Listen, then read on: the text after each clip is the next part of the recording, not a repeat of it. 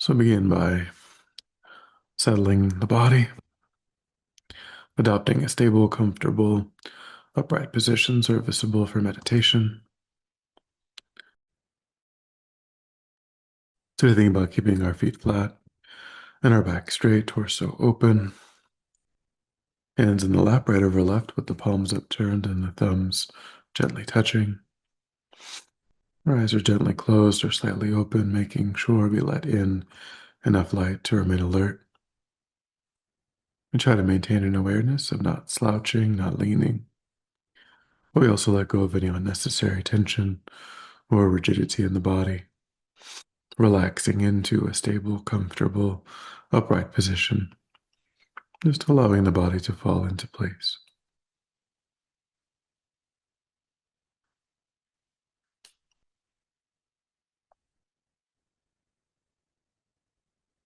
And we begin to let go of attending to the outside world, allowing sights and sounds to be as they are.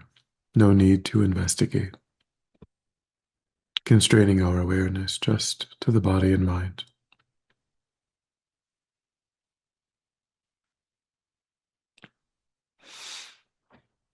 Letting go of thoughts of the past, plans for the future, concentrating our awareness in the present by attending closely to the physical sensation of the air as it moves into and back out of the tip of the nostrils. Noticing quickly when anything other than that one physical sensation is arising in the mind. And then without judgment or frustration, lifting our awareness up from those distractions and placing it gently but firmly again and again on the breath.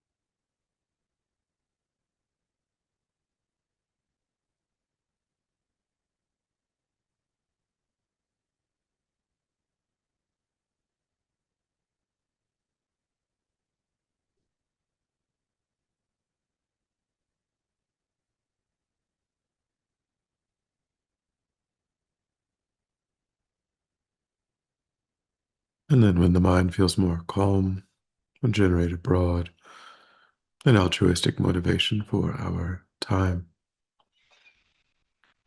So begin to generate a sense in the mind, an understanding of how interdependent you are with all other sentient beings.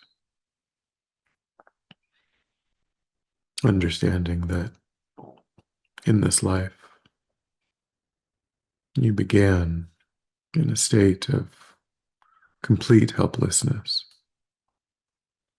requiring moment by moment care, supervision for many months.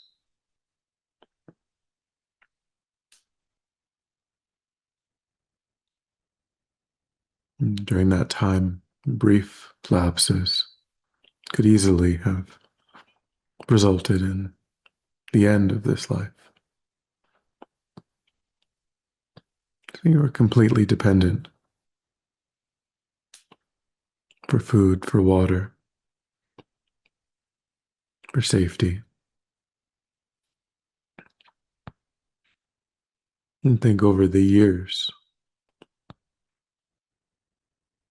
that not that much has changed. We live in a world where our access to clean water, to food, to housing, to our clothes, the comfort that comes with being able to access the labor of others. Yes, completely outside of our conscious control. It's something that we depend upon day by day. All of this incredible benefit supporting our lives is coming from the work of countless others.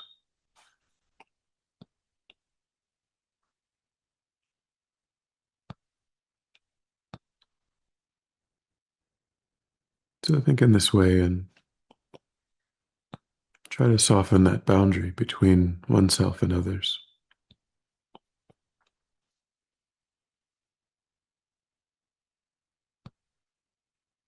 Seeing the body and the mind as nothing but that which is nourished by the work of others.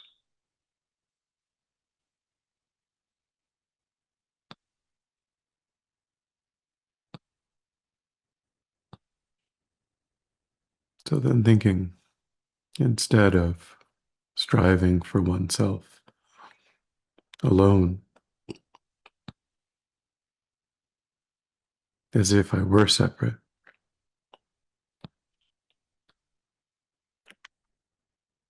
the way to honor that interdependence is to work cooperatively for the benefit of all.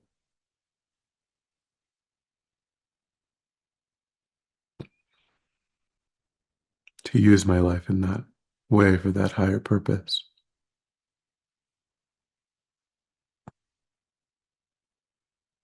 And that will depend upon the content of my mind.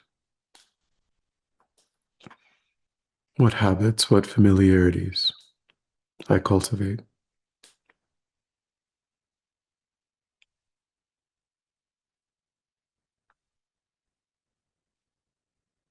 So laying that foundation is the purpose of our time.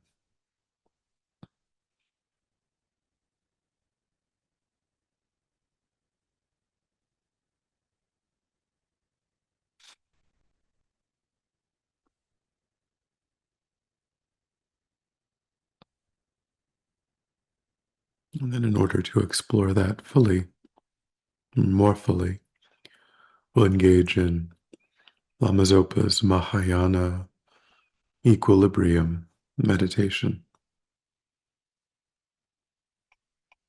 So visualize yourself surrounded by all sentient beings.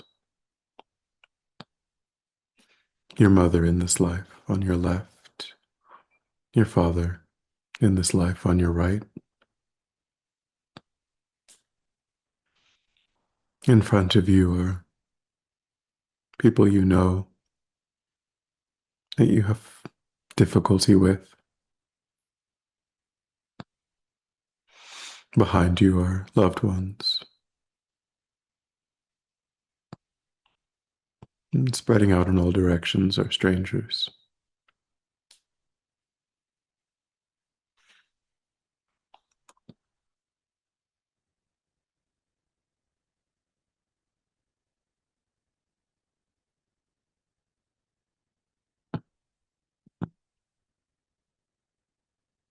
And begin with the premise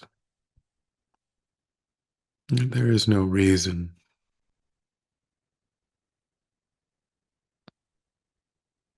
for me to be helpful, just to my friends, or to engage in actions that harm those that I find difficult.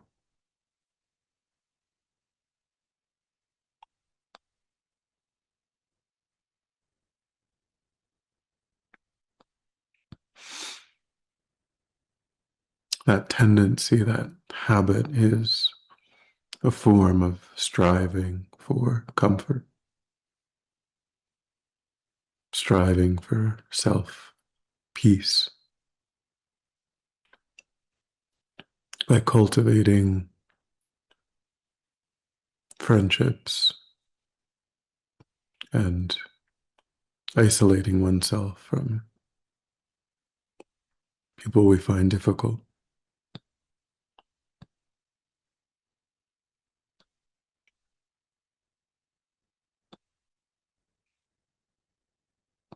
And striving only for comfort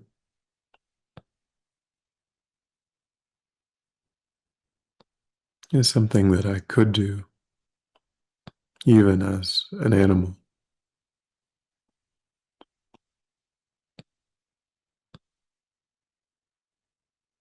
All of the beings in the animal realm have that as their goal, just contentment.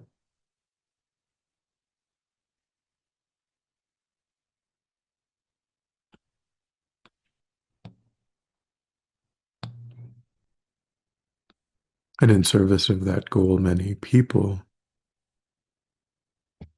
create intense negative actions.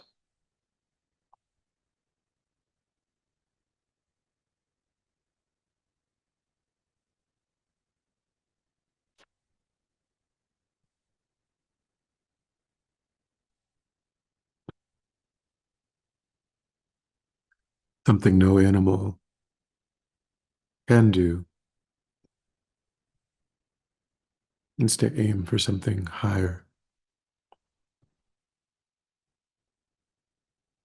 to use their life to secure the aim, the highest aim of every sentient being.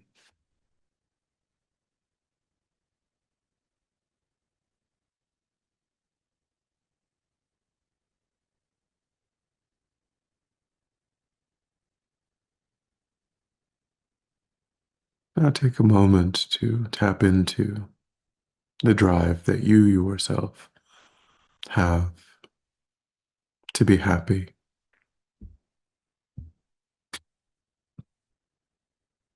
to avoid even the slightest suffering.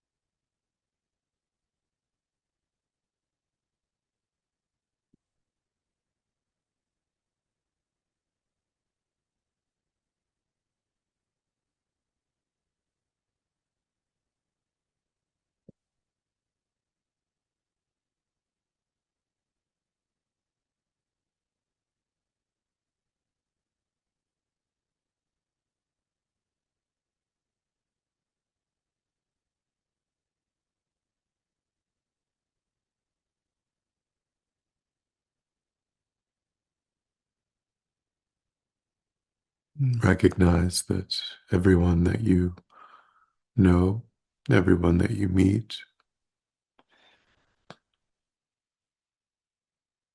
feels that same drive just as acutely as you do. They may engage in actions that are at cross purposes with your interests, but they're acting in service to that same drive, which is universal.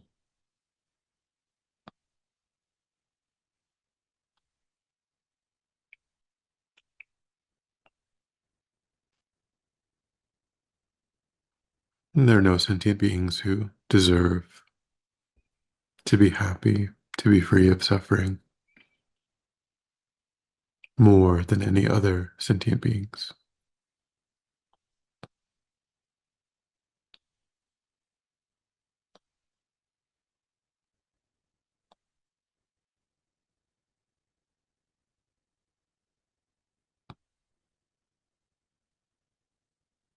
And yet, for the entirety of this life, I have been discriminating other beings as friend, enemy, or stranger.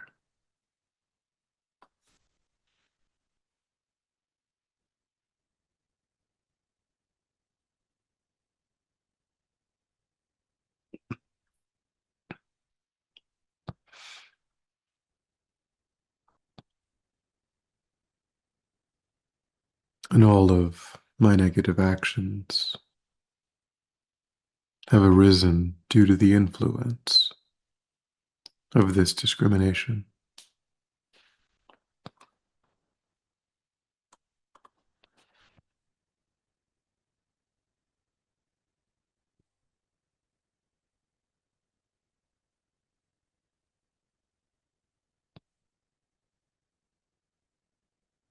When anyone disturbs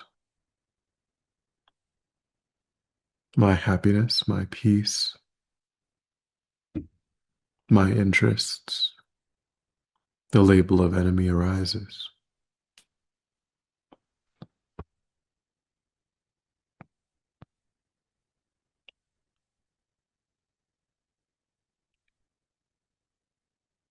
Attachment to getting what I want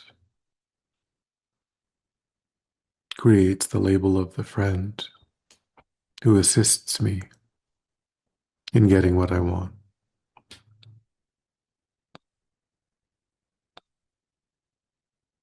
and simultaneously creates the enemy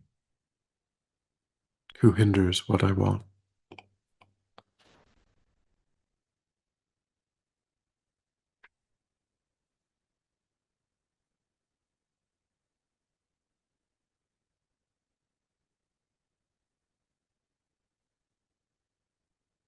Under the influence of anger at the enemy,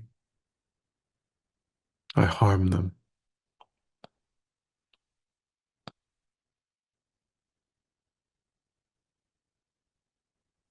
Under attachment to the friend, I benefit them.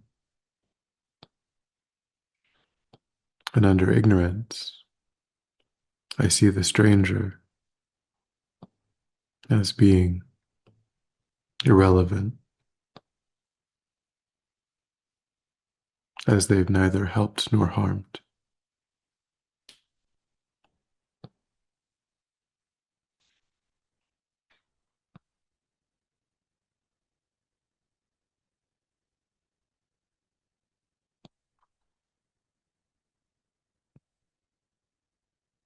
And these negative actions of helping out of attachment and harming out of anger cause me to suffer again and again,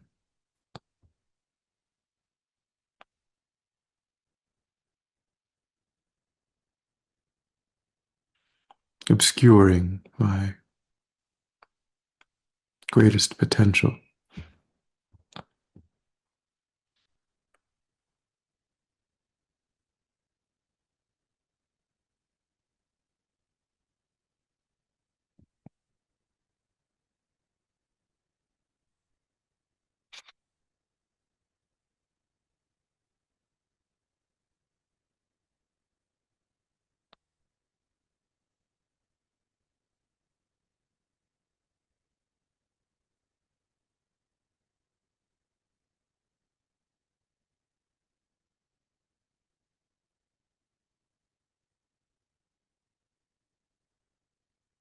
Each time I harm the enemy,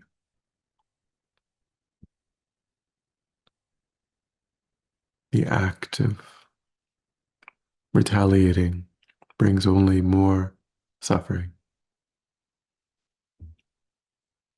The enemy could be my object of patience.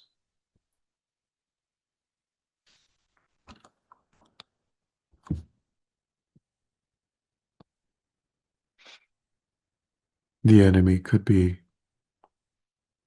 infinitely more precious,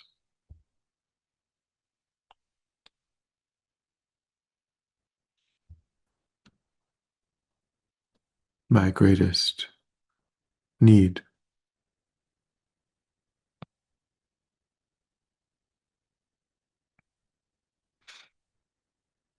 helping me to practice in more and more difficult situations.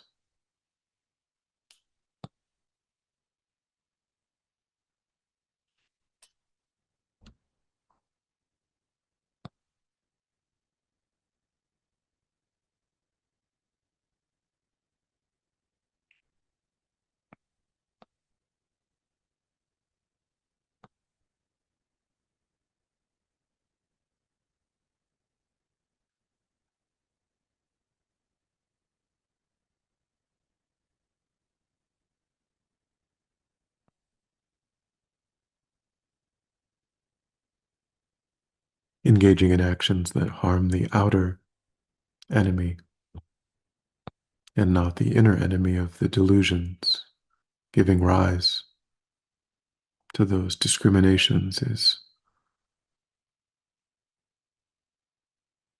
the greatest mistake that we make, the actual cause of my suffering.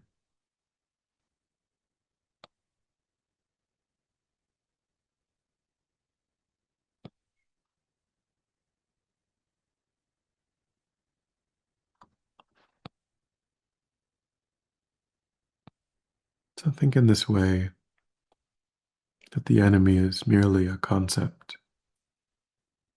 created by malice, and friends and strangers are concepts created by attachment and ignorance.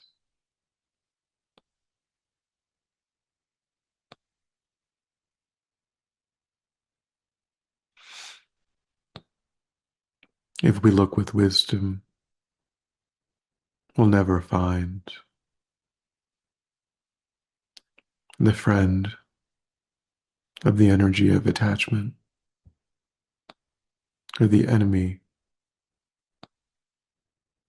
of the energy or the enemy of the energy of hatred.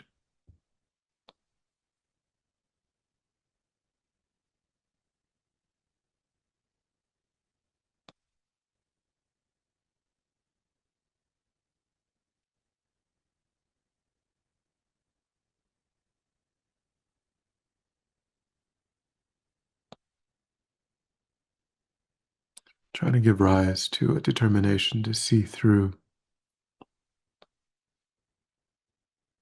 these labels,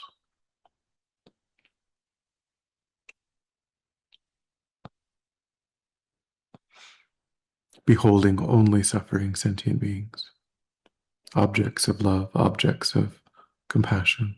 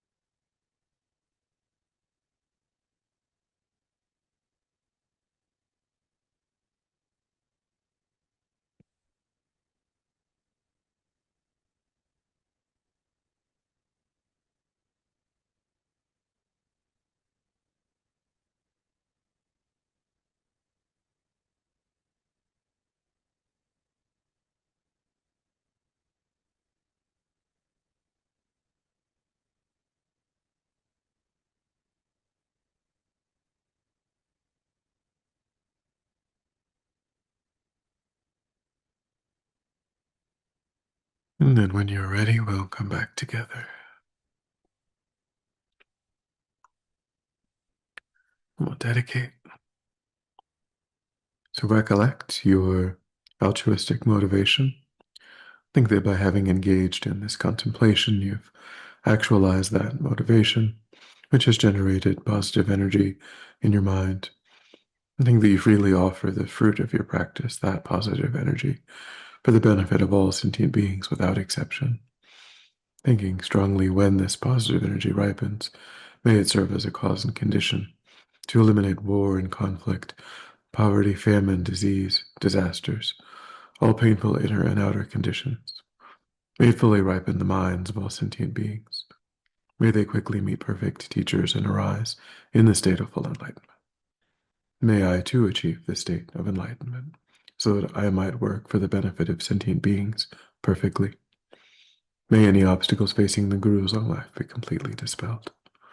And may I and all sentient beings in this moment come under the joyful care and guidance of enlightened beings. May we be guided and protected until we swiftly achieve that state of enlightenment. Thank you.